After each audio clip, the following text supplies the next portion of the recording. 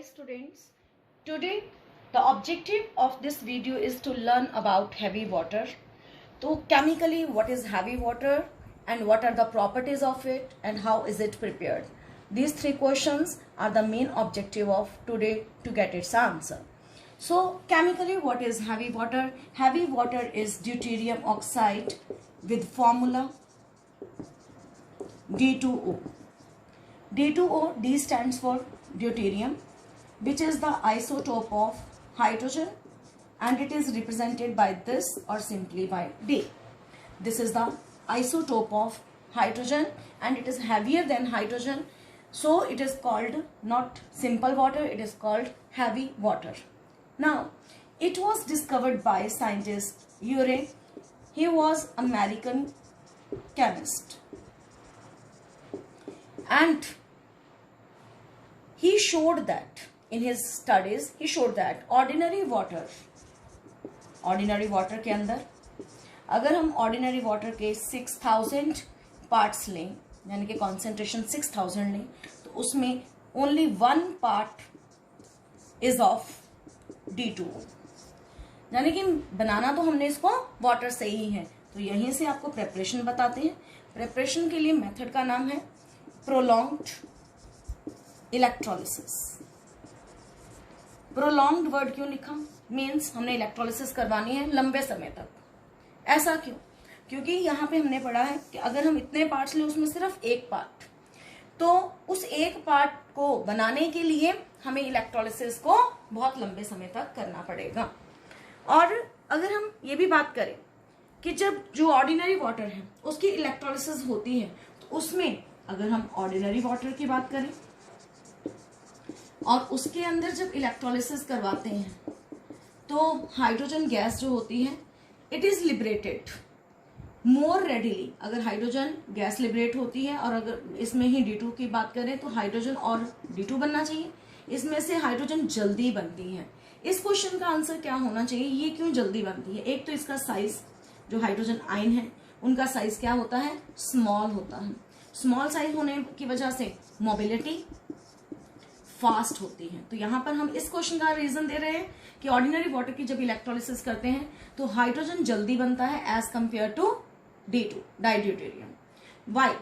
तो उसके रीजन में फर्स्ट रीजन क्या है? हाइड्रोजन का साइज स्मॉल होता है. देन हाइड्रोजन आयन का discharge potential, we have talked about it in redox reaction also. जाने के इसका चार्ज जल्दी लूज हो जाता है, तो जो पोटेंशियल चार्ज को जल्दी लूज करवाने के लिए चाहिए that is called discharge potential.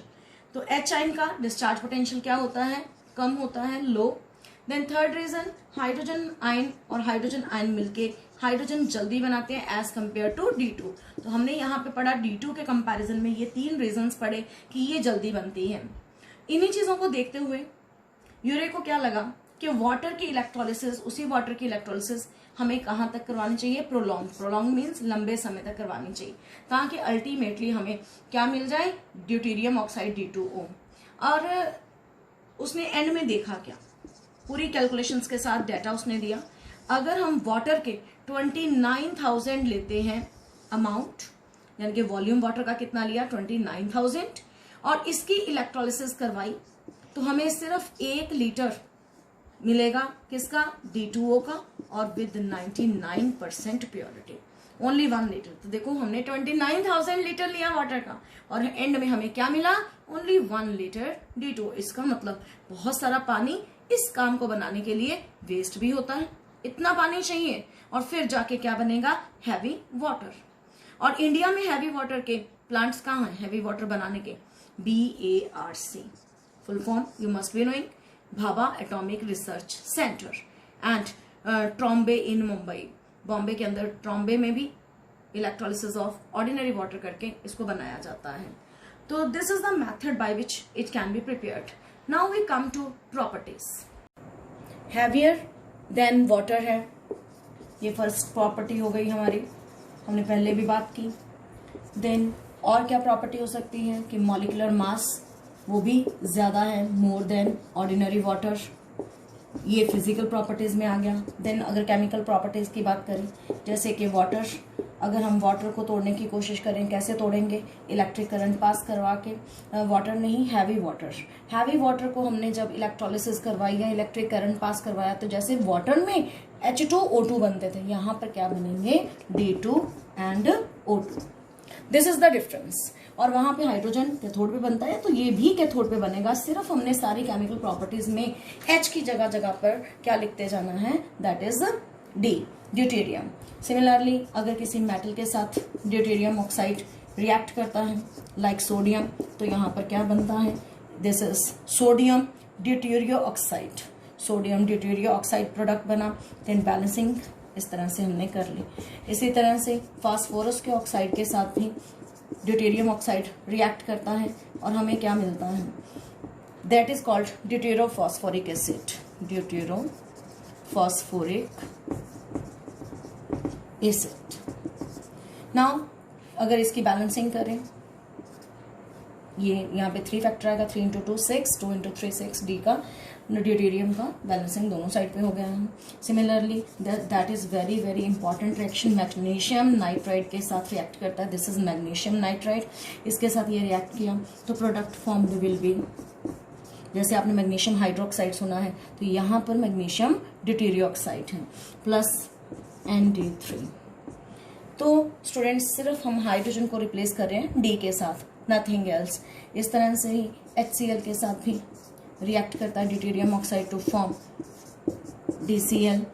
HCl plus D2O मिले और हमारे पास क्या बना? DCl बना और साथ में HOD बाहर गया। ये थी properties. And now last part of the chapter, uses of heavy water. इसका 2 ही मेन यूजेस हैं। एक तो हम इसे, सबसे मेन यूज तो रादर एक ही है, वो क्या है? As a moderator.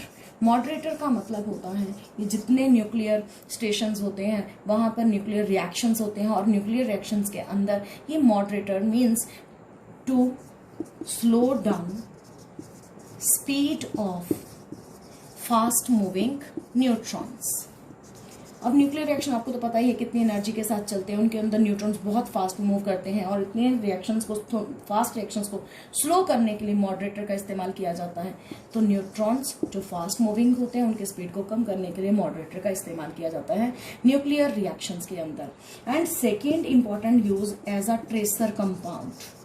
What does it mean? Tracer compound क्या होते हैं? ट्रेसर कंपाउंड होते हैं वो कंपाउंड जिनको हम दूसरे रिएक्शंस के मैकेनिज्म को स्टडी करने के लिए यूज करते हैं। तो इस तरह से इसका मॉडरेटर यूज और as a tracer compound. Tracer compound again what is that? For studying the mechanism of chemical reactions. With that here this chapter is over. Thank you. Have a good day.